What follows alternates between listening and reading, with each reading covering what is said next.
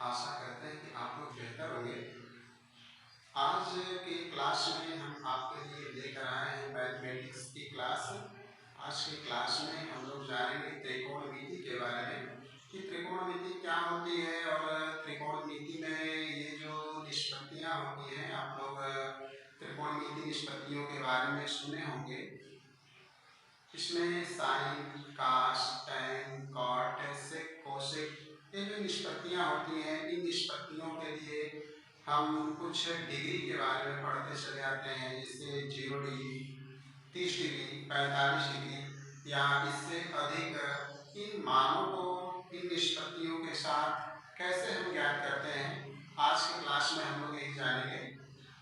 तो हम इसमें आपको बताएंगे कि किस प्रकार से हम 0 से लेकर के 90 अंश तक के मान को इन 6 के 6 निष्पत्तियां साइन, कास, टैन, कॉट, सेक, कोसेक किसी की भी निकाल सकते हैं बड़ी सरलता से। अगर आप इसको अच्छे प्रकार से जानना चाहते हैं और ऐसे जानना चाहते हैं कि आप खुद किसी और को उतनी ही बेहतर तरीके से बता सकें जितनी बेहतर तरीके से आपके अंदर जानने की जिज्ञासा होती है, तो इसको जानने के लिए शुरू से लेकर अंत तक पूरे हमारे साथ आप वीडियो को देखिए। आपको 100% ये ज्ञात हो जाएगा कि हम किस प्रकार से त्रिकोणमितीय निष्पत्तियों का मान ज्ञात करते हैं। इसके लिए हमने पहले से ही कुछ सारणी यहाँ पर बना रखी है ताकि इसमें समय न खर्च करना पड़े। और हमने यहाँ पर एक त्रिभुज बना लिया है। त्रिभुज यहाँ पर हम जो लेते हैं यह समकोण त्रिभुज होता है। समकोण त्रिभुज किसे कहते हैं? ऐसा त्रिभुज जिसमें तीनों कोणों में से कोई एक कोण समकोण या कह सकते हैं 90 डिग्री का हो, 90 अंश का हो, ऐसे त्रिभुज को हम समकोण त्रिभुज कहते हैं। यहाँ पर समकोण त्रिभुज में कुछ बातें आपको बताई जाएंगी। ये बातें हैं कि समकोण त्रिभुज में यहाँ जो 3 भुजाएं दी गई हैं, इनमें से जो सबसे बड़ी भुजा होती है समकोण त्रिभुज की, इसे हम कर्ण कहते हैं। और जो कोण हम मानते हैं कि हमें इसी कोण का मान निकालना है, उस कोण के सामने की जो भुजा होती है इसे हमेशा लंब कहते हैं। और जो तीसरी भुजा बचती है उसे हम आधार कहते हैं। ये बात याद रखेंगे कि समकोण त्रिभुज में जो तीनों भुजाएं होती हैं, इन तीनों भुजाओं का नामकरण किस प्रकार से किया जाता है।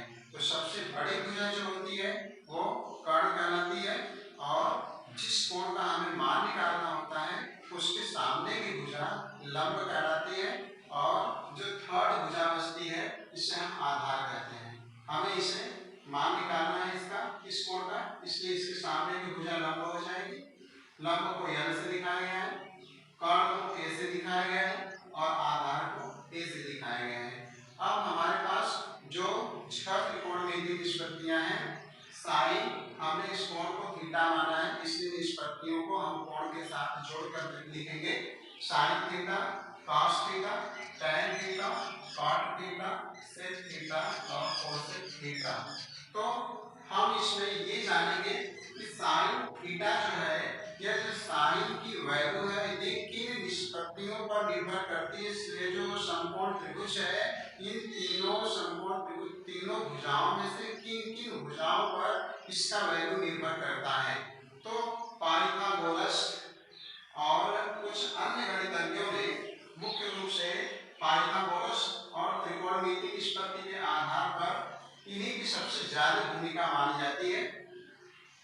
अब इसमें हम आपको बताते हैं कि इन निष्पत्तियों के बारे में कि साइन का मान किस पर निर्भर करता है।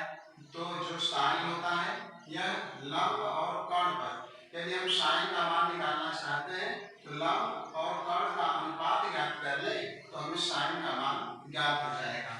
उसी प्रकार से कास के लिए आधार और कर्ण का अनुपात ज्ञात होना आवश्यक है। टैन के लिए लंब आधार, यहाँ पर लंब और आधार दिया गया है। उसी प्रकार कॉट के लिए आधार बटे लंब। अब ये हम आपको 6 के 6 यहाँ पर लिखे हुए हैं, बट एक बात और आपको समझा देना चाहते हैं इसमें कि हम इसको एक शॉर्ट ट्रिक के द्वारा भी याद कर सकते हैं, जो आपको दिया जाएगा। एक छोटा सा सेंटेंस होगा, लाल बटे कक्का के नाम से इसको हम याद करते हैं। लाल बटे कक्का। आप हमारे साथ लगे रहें और सरलता से आपको भी ज्ञात हो जाएगा कि वास्तव में लाल बटे कक्का याद कर लेने से ये 6 एक साथ कैसे याद हो जा रहे हैं। बस क्रम से याद करना है। साइन, कॉस, टैन, कॉट, सेक, कोसेक, ये 6 निष्पत्तियां क्रम से होती हैं। ये 6 क्रम से लिखी भी गई हैं और यही क्रम इनका होता भी है। और इसी के आधार पर आपको समझा देते हैं। जैसे तो इसका मतलब ये जो पहली निष्पत्ति हो गई, ये साइन के लिए हो गई, दूसरी निष्पत्ति जो हो गई कास के लिए हो गई, तीसरी निष्पत्ति टैन के लिए हो गई। अब बाकी 3 कैसे होंगे? हम इसी को वापस चले आए, टैन के बाद फिर यहीं से उल्टा गिनेंगे। टैन के बाद कॉट, कॉट के बाद सेक, सेक के बाद कोसेक। बट इसमें याद ये रखना पड़ेगा कि जब हम क्रम से 1 2 3 इधर से गिनते हैं, एक बार नंबरिंग वहां से यहां से करते हैं, लेफ्ट से करते हैं 1 2 3 और एक बार राइट से करेंगे इधर से 1 2 3, 6 हो गए। बट इसमें ये याद रखना हमें है, जब हम क्रम से इधर से करते हैं तो देखिए पहला हमारा साइन होता है, दूसरा कास, तीसरा टैन होता है। तो साइन के लिए लिखा हुआ लंब बटे कर्ण यहाँ पर आपको मिल जाएगा।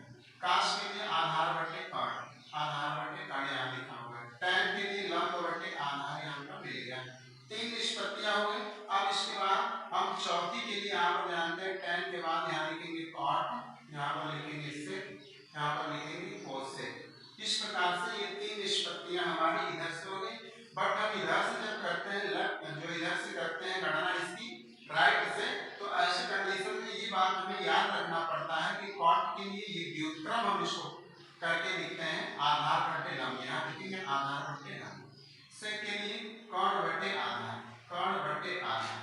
कोसेक के लिए कर्ण बटे लंब, यहाँ कर्ण बटे लंब। इसको व्युत्क्रम में लेते हैं। इसलिए ये बात हमेशा याद रखना पड़ेगा कि साइन का जो व्युत्क्रम होता है ये कोसेक होता है, और कास का जो व्युत्क्रम होता है ये सेक होता है, और टैन का जो होता है ये कॉट होता है। यहाँ पर आप बता सकते हैं कि ये जो है ये व्युत्क्रम को दिखा रहे हैं, व्युत्क्रम। ये जो है वो आपको दिखाए गए हैं, ये व्युत्क्रम को दिखा रहे हैं। हम इस प्रकार से ये समझ सकते हैं कि कौन किसका व्युत्क्रम है। अब शायद आप समझ चुके होंगे कि हम किस प्रकार से इसे जानते हैं।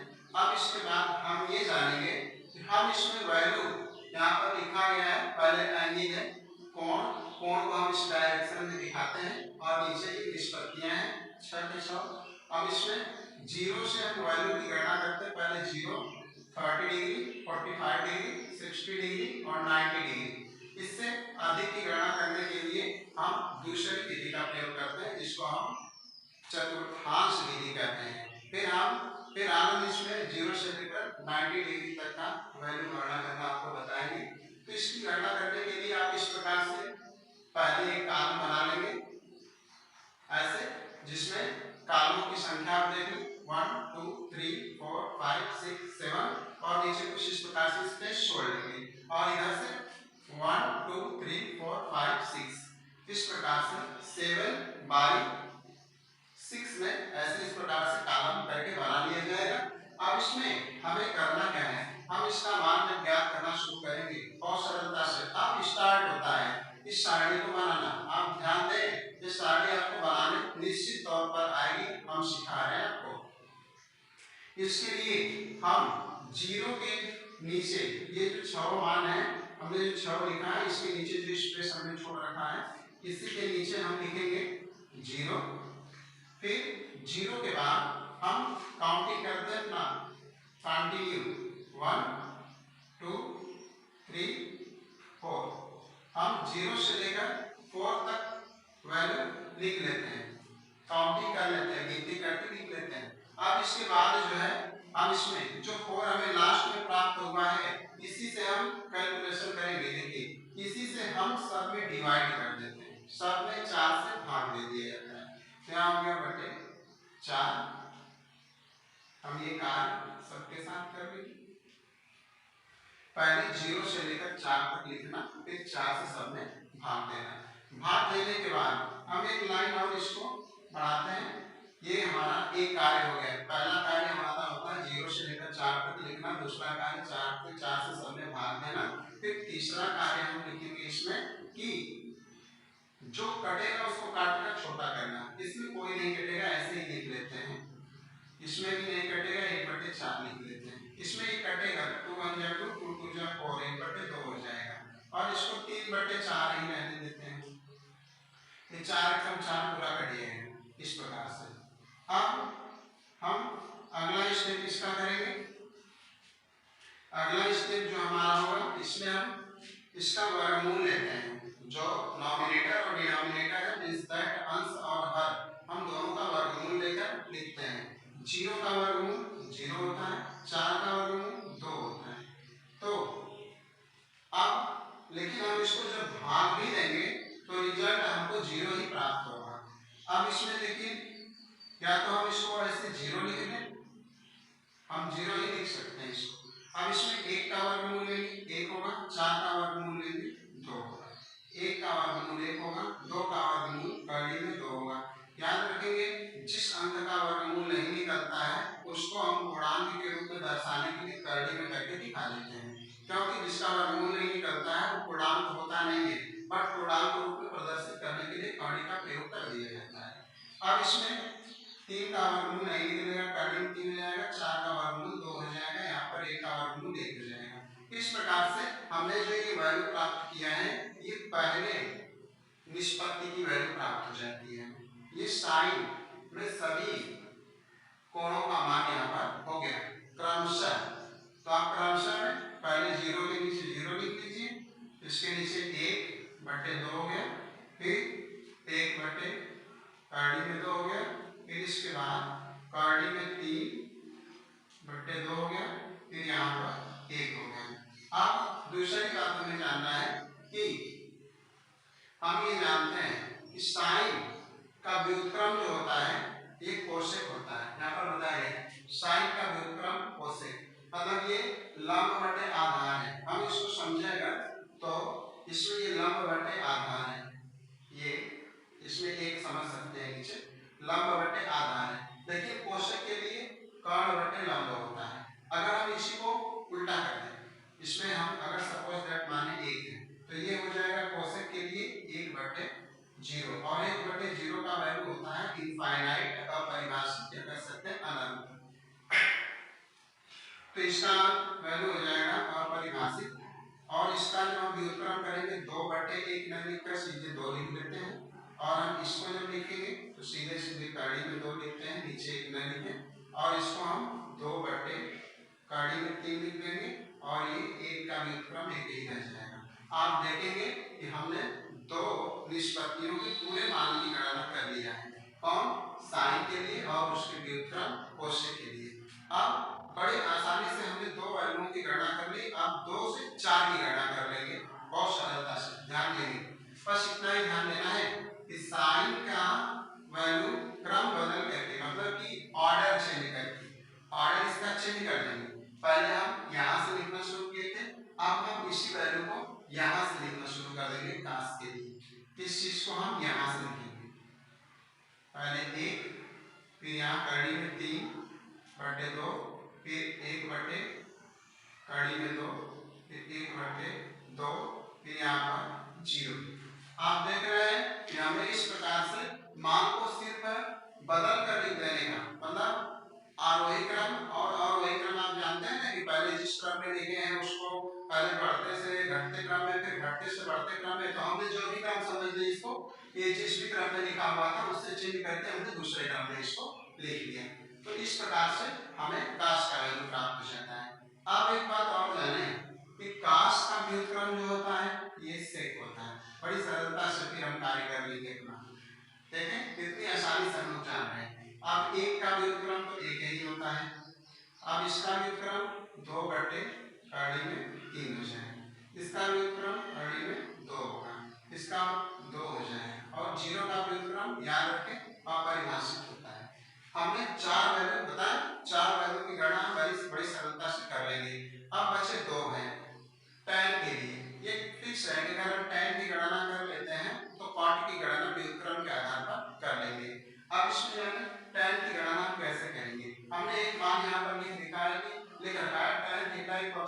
होता है साइन थीटा बटे कॉस थीटा, मतलब साइन और कॉस की निष्पत्ति tan की निष्पत्ति के बराबर होती है। तो अगर हम साइन के वैल्यू में cos के वैल्यू से भाग दे दें तो tan की वैल्यू निकल जाएगी, क्योंकि होता है sin बटे cos। हम इसको बटे समझ लेते हैं, sin बटे cos, तो हमें tan मिल जाएगा। तो 1 से भाग देंगे 0 में, ऑलरेडी 1 मिल रहा है, जिसे यहाँ पर आप देख सकते हैं।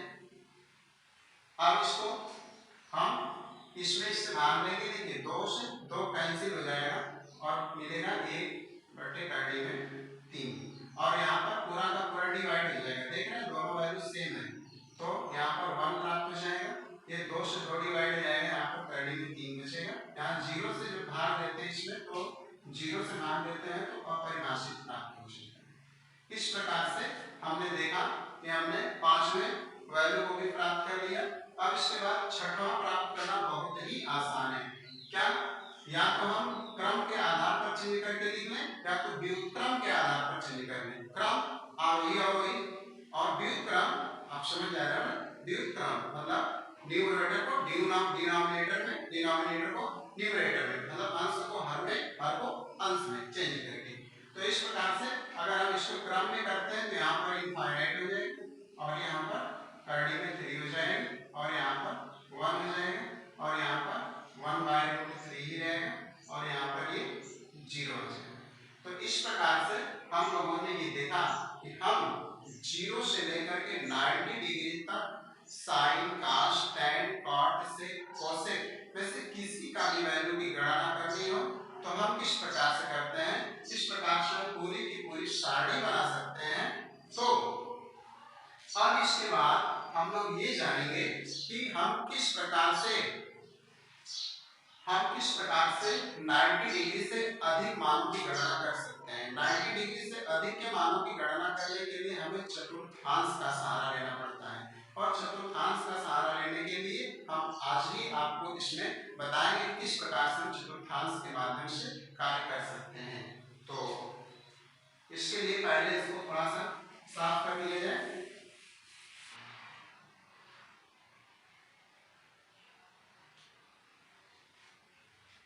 हाँ बच्चों, तो हमने इस सारणी को अभी बनाया है। अब इसमें हम अभी पूरा इसको नहीं बनाया गया है, हमने उतना ही बनाया है ताकि जिससे आगे आप लोगों को समझा सकें और बेहतर तरीके से आगे इसमें बताया जा सके। तो सबसे पहले हम एक चतुर्थांश बनाते हैं, चतुर्थांश जिसमें 4 पार्ट होते हैं। हम यहाँ से इसकी काउंटिंग करते हैं, फर्स्ट, सेकेंड, थर्ड और फोर्थ, और 4 के चारों चतुर्थांशों में हम 6 निष्पत्तियों को लिखते हैं, साइन से लेकर कोसेक तक। अब इसमें हम ये जानेंगे कि जो पहला चतुर्थांश है, फर्स्ट है, हम इसमें कितने से कितने एंगल तक पहुंच सकते हैं।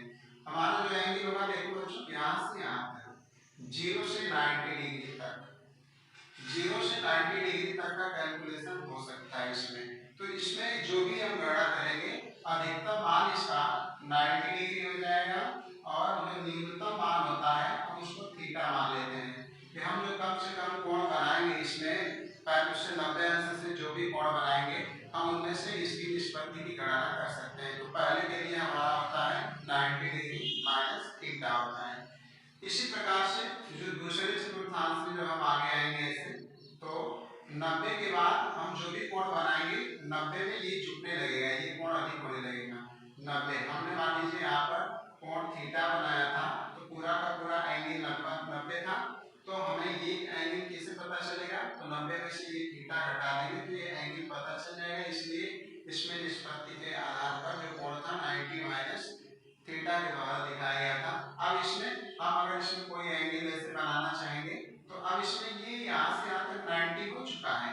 अब हम आगे से पढ़ेंगे इसमें थीटा कोण, तो उसमें झुकेगा 90 में, इसको हम 90 डिग्री प्लस थीटा करके दिखाते हैं। इसमें हो जाता है हमारा 90 प्लस थीटा, ये डिग्री दिखा सकते हैं इस पर। थर्ड में जब हम प्रवेश करेंगे, थर्ड में आते ही आप देख सकते हैं ऐसे, अगर हम इसी कोण को थीटा के रूप में यहाँ पर लेकर आए, तो यहाँ से यहाँ तक तो पहले 180 डिग्री हो चुका था, 180 अंश यहाँ से यहाँ तक। अब इसमें थीटा जुड़ जाएगा, तो हम इसमें थर्ड में 180 डिग्री प्लस थीटा करके दिखा देते हैं इसको। ऐसे ही जब हम चौथे में पहुंचेंगे तो चौथे में जाने के बाद हमारा ये यहाँ से यहाँ तक आ जाएगा। इस प्रकार से 9 9 दूनी 18 9 त्रिक 27 270 अंश हो गया। हम जैसे ही इसमें प्रवेश करेंगे थीटा बढ़ जाएगा तो 270 प्लस थीटा। इस प्रकार से ये चार वैल्यू हुए। अब इसमें अगर हम इसी प्रकार से आगे की ओर बढ़ते रहें तो अगर हम एंटी क्लॉकवाइज की गणना करें तो एंटी क्लॉकवाइज जो गणना करते हैं इसमें तो ऐसे यहाँ से यहाँ तक पहले हम जो गणना करेंगे एंटी क्लॉकवाइज या इसमें जो दूसरा वैल्यू होता है उसको हम इस प्रकार से दिखाते हैं 360 प्लस थीटा। अब इसमें पूरा का पूरा हम एक चक्कर आ जाते हैं यहाँ से 360 तक। तो 360 तक आने के बाद ये जो एंगल होगा थीटा वो 360 प्लस थीटा कहा जाएगा।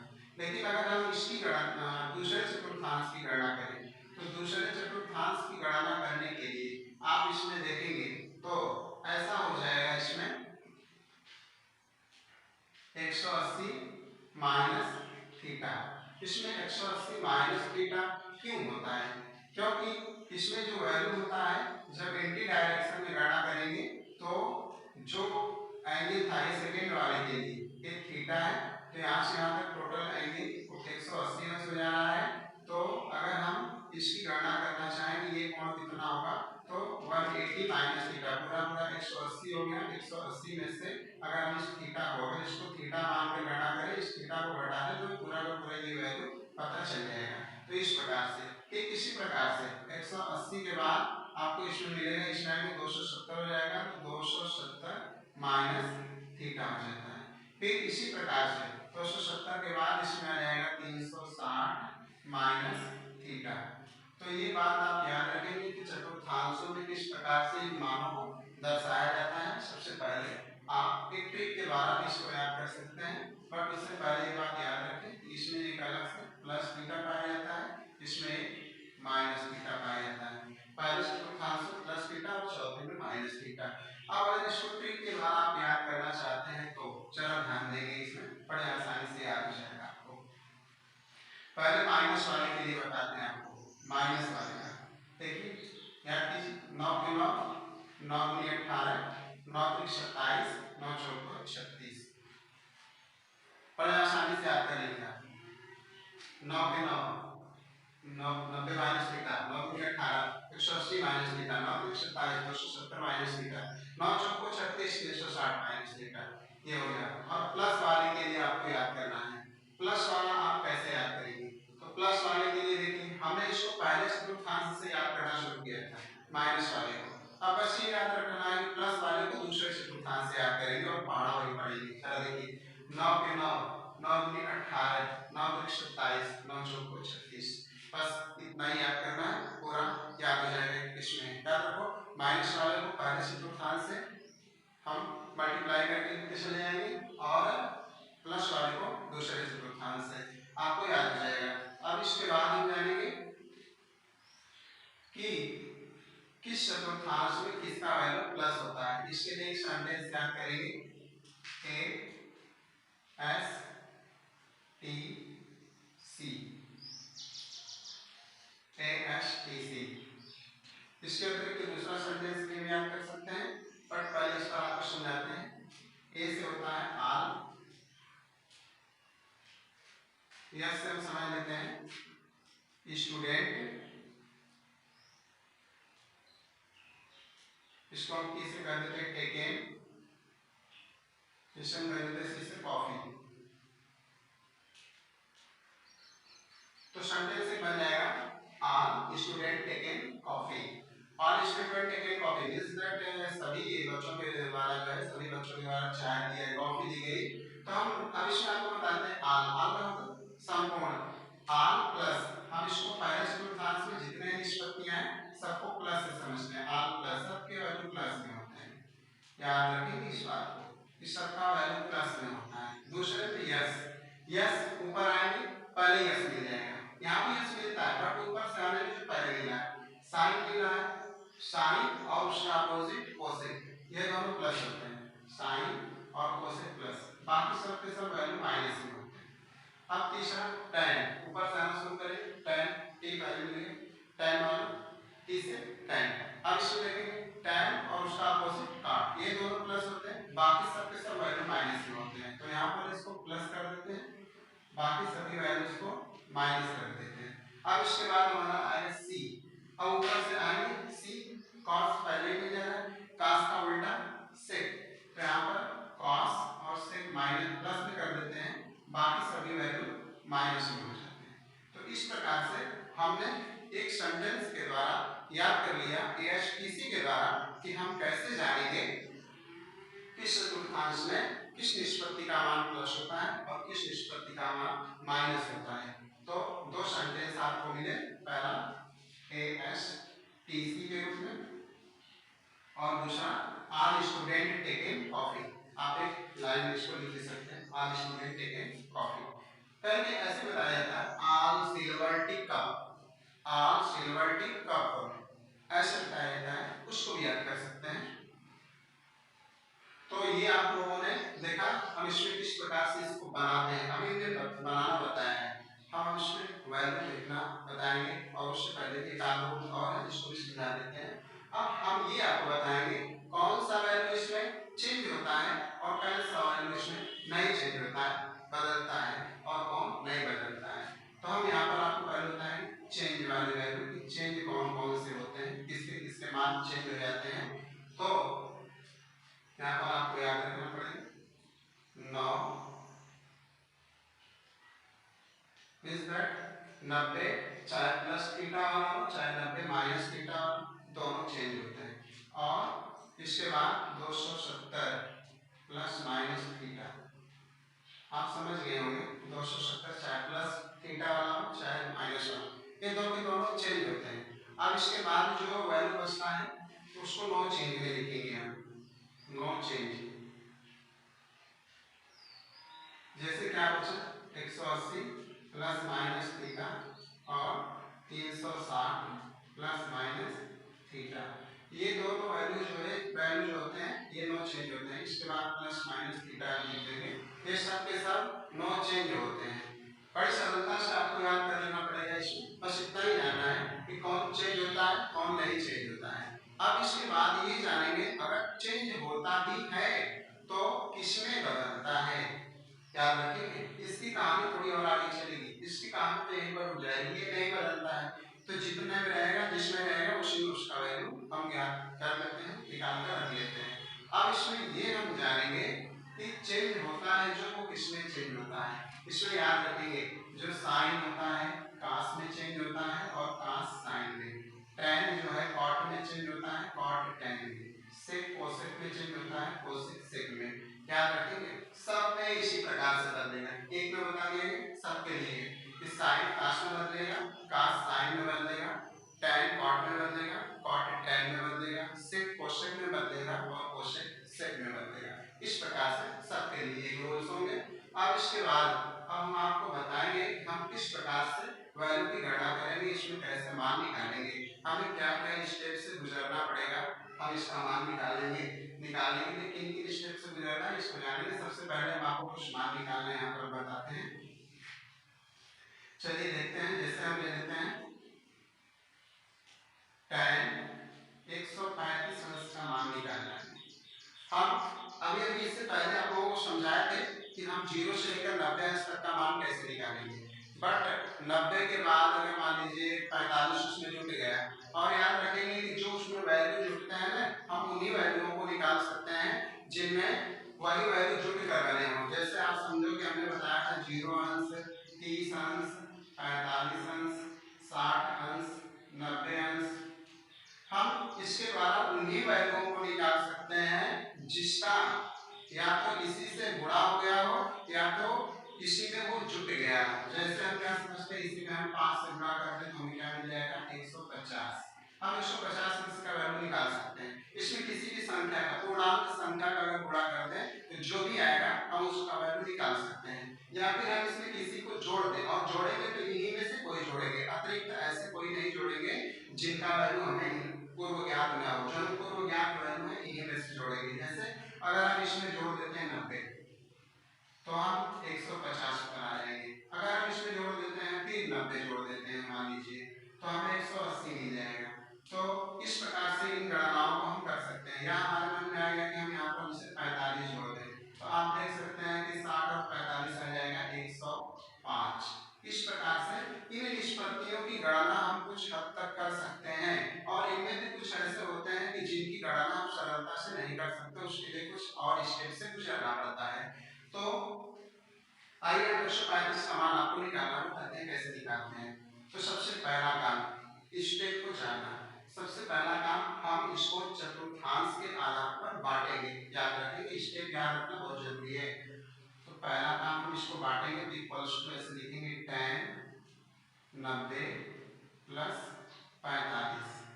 पहला हमने बांट लिया चतुर्थांश के आधार पर, फर्स्ट स्टेप। ये हमारा फर्स्ट स्टेप था। अब सेकेंड स्टेप में हम क्या करेंगे? सेकेंड स्टेप में हम ये जानेंगे कि ये चीज हमारे किस चतुर्थांश में है। 90 प्लस थीटा, हम इसको थीटा मानेंगे। 90 प्लस थीटा, अब हम जानते हैं ऑलरेडी कि 90 प्लस थीटा दूसरे चतुर्थांश में है। जब हम ये जान लिए कि किस चतुर्थांश में है, तो अब ये जानेंगे कि इसका वैल्यू प्लस होता है या माइनस होता है। तो अब हम जानते हैं tan का वैल्यू जो होता है कि प्लस होता है। यानी स्टेप की बात है, अगर स्टेप भूल गए तो लगाना मुश्किल हो जाएगा। अब इसमें माइनस होता है, अब इसमें सिर्फ चिन्ह लिख लेंगे तीसरे स्टेप में, ऐसे याद रखेंगे। अब यहाँ माइनस लिख लिए। अब इसके बाद क्या करेंगे? अब जानेंगे ये बदलता है कि नहीं बदलता है। 90 प्लस थीटा, याद रखें 90 प्लस थीटा वाला चेंज होता है, और हमने बताया था कि कौन किससे बदलेगा, tan cot में बदल जाता है।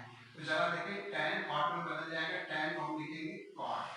और जब बदल कर लिखते हैं या न बदलता है तब भी जो लिखते हैं यहाँ पर हम इसको हटा देते हैं, सिर्फ एंगल लिखा जाता है 45 डिग्री, 45 अंश हो गया।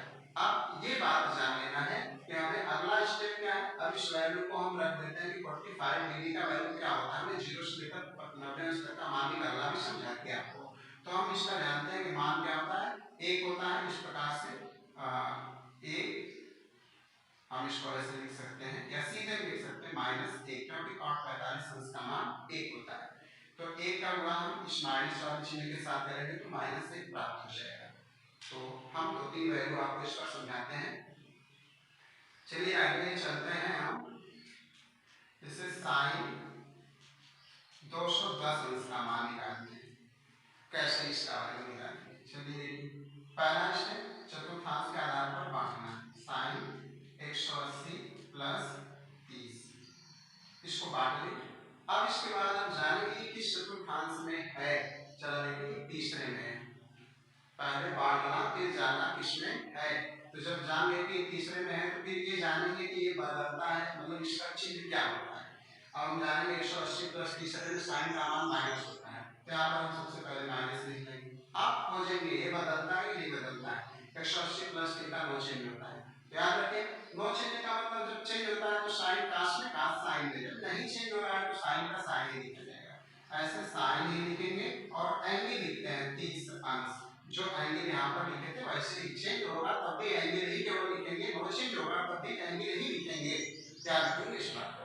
तो इक्वल्स टू, अब बड़े सरलता से हम ज्ञात कर लेंगे कि sin 30 अंश का मान पहले से ही पता है कि -1/2 मतलब 1/2 होता है, यहाँ पर वैल्यू -1/2 हो जाएगा।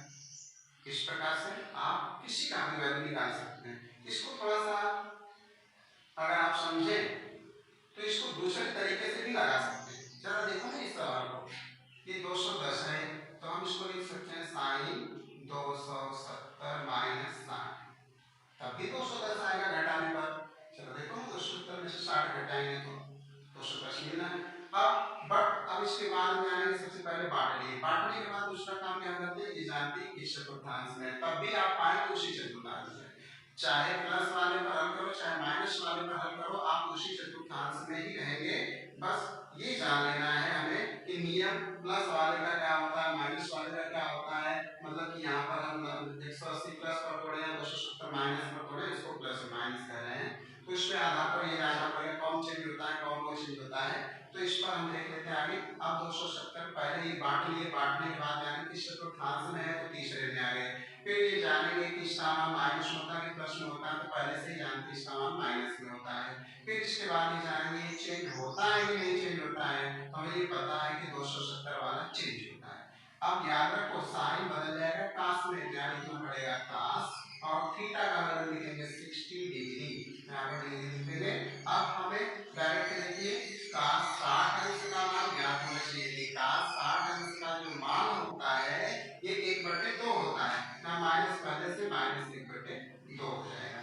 तो इस प्रकार से बच्चों आप लोगों ने देखा कि हम किसी भी वैल्यू की गणना इसमें इसके आधार पर कर सकते हैं। सिर्फ उनकी गणना नहीं कर सकते हैं जो 90 मतलब इनके गुणक के रूप में नहीं होते हैं, न इनके गुणक के रूप में हो न इनके घन के रूप में हो। खास करके गुणक वालों की पूरी गणना इसके द्वारा हम कर सकते हैं। अगर इनके गुणक में रूप में है तो 2 गुना हो, 3 गुना हो, 4 गुना हो, 5 गुना हो, 10 गुना हो, चाहे जितने भी गुना हो हम इसकी गणना इस पर कर सकते हैं।